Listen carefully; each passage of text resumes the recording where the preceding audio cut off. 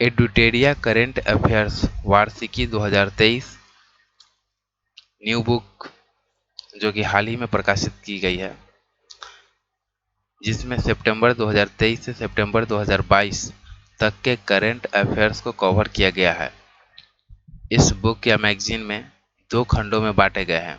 पहला खंड जो है वह अंतर्राष्ट्रीय और राष्ट्रीय से जुड़े हुए करेंट अफेयर्स, और दूसरा जो है वो बिहार राज्य से जुड़े हुए करेंट अफेयर्स को दिए गए हैं।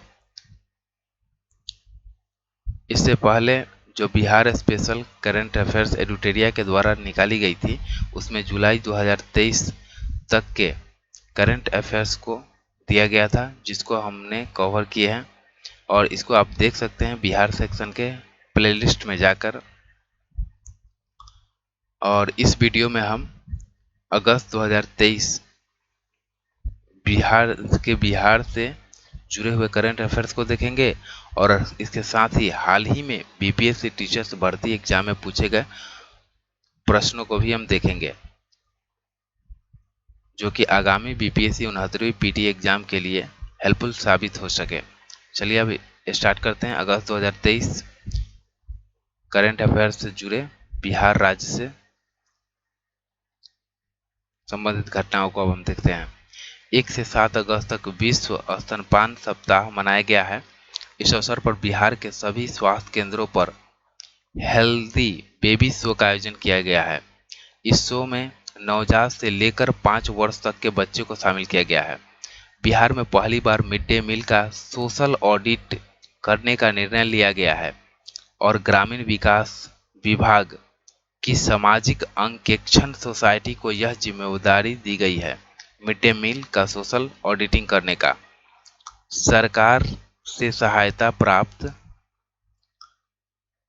प्री प्राथमिक, प्राथमिक और उच्च प्राथमिक, जिनमें क्लास 6 से लेकर क्लास 8 तक के छात्रों को अब पीएम पोषण के अंतर्गत लाभ दिया जा रहा है। सफाई कर्मियों के सम्मान में पटना नगर निगम ने मेरी सड़क मेरी जवाबदेही कार्यक्रम का आयोजन 1 अगस्त से 15 अगस्त तक किया है। पटना नगर निगम सड़क पर कचरा फेंकने वाले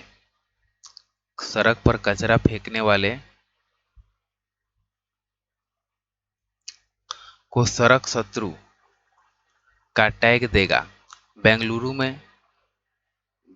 में इंडियन इंटरनेशनल ट्रैवल मार्ट समारोह में बिहार को वर्ष 2023 का धार्मिक पर्यटन गंतव्य स्थल यानी religion tourism destination of the year का पुरस्कार दिया गया है। नैक ग्रेडिंग में ए प्लस ग्रेड प्राप्त करने वाला एएन कॉलेज, जो कि पटना जिला में स्थित है या पटना शहर में स्थित है, उसको बिहार का पहला कॉलेज बन गया है जिसे ए प्लस ग्रेड प्राप्त हुआ है। एएन कॉलेज पटना को सीजीपीए 3.36 पॉइंट मिले हैं। बिहार में 10 सड़कों यानी 10 सड़क परियोजनाओं के लिए विकास बैंक ने 5,100 करोड़ की मंजूरी दी है। बीएन कॉलेज पटना जो कि गांधी मैदान के पास स्थित है, इसमें अंग्रेजी विभाग की एसोसिएट प्रोफेसर डॉक्टर रोहिणी, जिनका संबंध सहरसा डिस्ट्रिक्ट से है, को मिसेज इंडिया 2023 का खिताब प्रदान किया गया है। ई चालान से राजस्व जुटाने में बिहार देश में 5वें स्थान पर है। ई चालान से राजस्व जुटाने में बिहार जो है देश में 5वें स्थान पर है। मुख्यमंत्री डिजिटल स्वास्थ्य कार्यक्रम के तहत स्वास्थ्य से जुड़ी कई सुविधाओं की जानकारी स्वास्थ्य विभाग के द्वारा विकसित किए गए हैं। सिटीजन मोबाइल ऐप से मिल सकेंगे, यानी मुख्यमंत्री डिजिटल स्वास्थ्य कार्यक्रम के तहत स्वास्थ्य से जुड़ी कई सुविधाओं की जो जानकारी होगी वो स्वास्थ्य विभाग के द्वारा विकसित किए गए सिटीजन मोबाइल ऐप से मिल सकेंगे।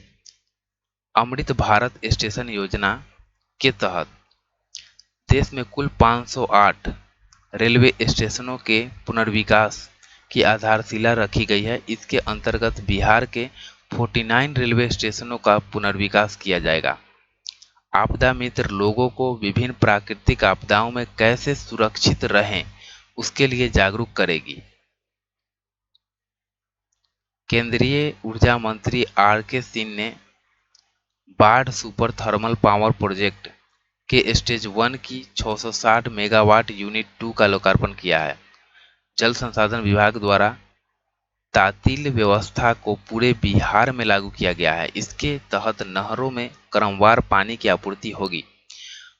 महिला एवं बाल विकास निगम महिला एवं बाल विकास निगम हर पंचायत में सखी वार्ता आयोजित करेगी, जिसके तहत महिलाओं की समस्याओं का निराकरण और उन्हें जागरूक किया जाएगा। मधेपुरा निवासी वशिष्ठ वरिष्ठ पत्रकार और शिक्षाविद डॉक्टर राजीव सिंह को वर्ष 2022 का राजभाषा गौरव पुरस्कार के लिए चयन किया गया है। राजीव कुमार सिंह को या राजीव सिंह राष्ट्रीय सांख्यिकी संगठन एनएसओ के रिपोर्ट के अनुसार बिहार 10.64% विकास दर के साथ 2022-23 में पूरे देश में प्रथम स्थान पर रहा है। केंद्रीय गृह मंत्रालय द्वारा इस साल बिहार के 21 पुलिसकर्मियों को पदक दिए जाएंगे, जिनमें 2 को वीरता पुलिस पदक और 2 को विशिष्ट सेवा के लिए राष्ट्रपति पुलिस पदक और 17 को सराहनीय सेवा पदक से सम्मानित किया जाएगा और टोटल जो है वो 21 पुलिसकर्मी को सम्मानित किया जाएगा। बिहार राज्य के वर्षा पर निर्भर 17 जिलों में रेन फेड एरिया विकसित या विकास कार्यक्रम संचालित किया जाएगा, जिसके तहत जल संचयन यूनिट लगेंगी। इसके तहत किसानों को वर्षा आधारित खेती के लिए सब्सिडी दी जाएगी। पर्यटन विभाग द्वारा एमवी स्वामी परमहंस जो कि दीघा घाट से कंगन घाट तक व्यावसायिक परिचालन शुरू किया जाएगा पर्यटन विभाग के द्वारा। मुख्यमंत्री के द्वारा 261 करोड़ के लागत से बने देश के सबसे बड़े बापू परीक्षा परिसर का उद्घाटन कुम्हरार पटना में किया गया है। इसमें 20,000 ऑफलाइन और 5,000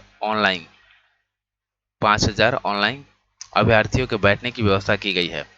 पूर्वांचल एक्सप्रेसवे जो कि गाजीपुर यूपी में बन रही थी, अब उसे भागलपुर तक जोड़ा जाएगा। बिहार में पहले से गोरखपुर सिलीगुड़ी जो कि वेस्ट बंगाल, गोरखपुर हो गया यूपी और सिलीगुड़ी जो कि वेस्ट बंगाल में स्थित है, और रक्सौल दिघवारा हल्दिया, रक्सौल पूर्वी चंपारण, दिघवारा ये वैशाली में हो जाएगा और हल्दिया वेस्ट बंगाल एक्सप्रेसवे प्रस्तावित है। यानी बिहार में पहले से ही गोरखपुर सिलीगुड़ी और रक्सौल दिघवारा हल्दिया एक्सप्रेसवे पहले से ही प्रस्तावित है और नया जो है वो पूर्वांचल एक्सप्रेसवे को पहले जो कि गाजीपुर यूपी तक था उसे अब भागलपुर तक जोड़ा जाएगा। 69वें राष्ट्रीय फिल्म पुरस्कार में समानांतर फिल्म को सर्वश्रेष्ठ मैथिली फिल्म का पुरस्कार मिला है। सर्वश्रेष्ठ सपोर्टिंग एक्टर का अवार्ड पंकज त्रिपाठी को फिल्म मिमी के लिए दिया गया है। केंद्रीय प्रदूषण नियंत्रण बोर्ड के स्वच्छ वायु सर्वेक्षण 2023 में पटना को 10 लाख की अधिक जनसंख्या वाले कुल 31 बड़े शहरों में 29वां स्थान मिला है। 29 अगस्त को मुख्यमंत्री नीतीश कुमार द्वारा नालंदा खुला विश्वविद्यालय यानी नालंदा ओपन विश्वविद्यालय भवन का उद्घाटन किया गया है। बिहार राज्य की दूसरी और तीसरी श्रेणी में आने वाले 58 शहरों को बड़े नगर की तरह विकसित किया जाएगा। साइबर साक्षर दल सभी थानों में बनाया जाएगा। यह दल साइबर से जुड़े मामलों के अनुसंधान को लेकर एफआईआर दर्ज करने में मदद करेगी। बिहार संग्रहालय में G20 देशों के कलाकारों की कलाकृतियों को प्रदर्शित करने के लिए टुगेदर वी आर्ट के तहत कार्यक्रम आयोजित किए जाएगा। पर्यटन विभाग ने रोहतास कार शेरगढ़ किला, दुर्गावती जलाशय, करमचट डैम और तुतला भवानी जलप्रपात, गुप्ता धाम और मांझर कुंड और धुआं कुंड को इको टूरिज्म के रूप में विकसित करने के कार्य योजना तैयार की है। बिहार सरकार ने वाल्मीकि बाघ अभयारण्य में गैंडों के संरक्षण के लिए राइनो टास्क फोर्स गठित करने का फैसला किया है।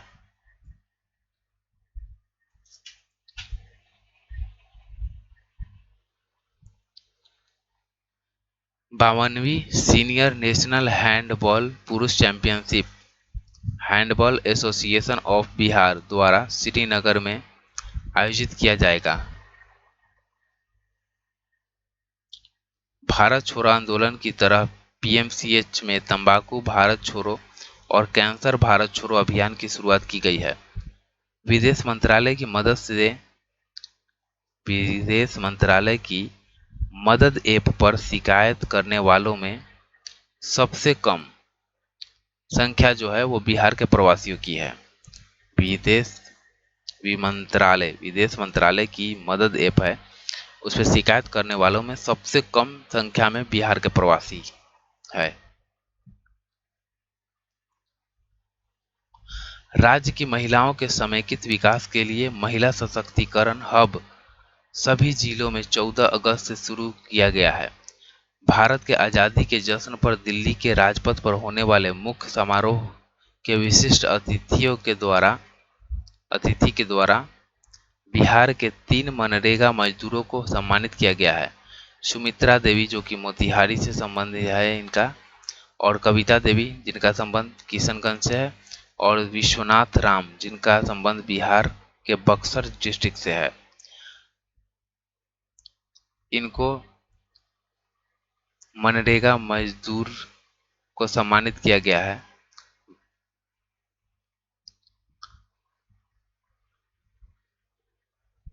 बिहार के स्कूलों के भवन बाला मॉडल पर बनेंगे।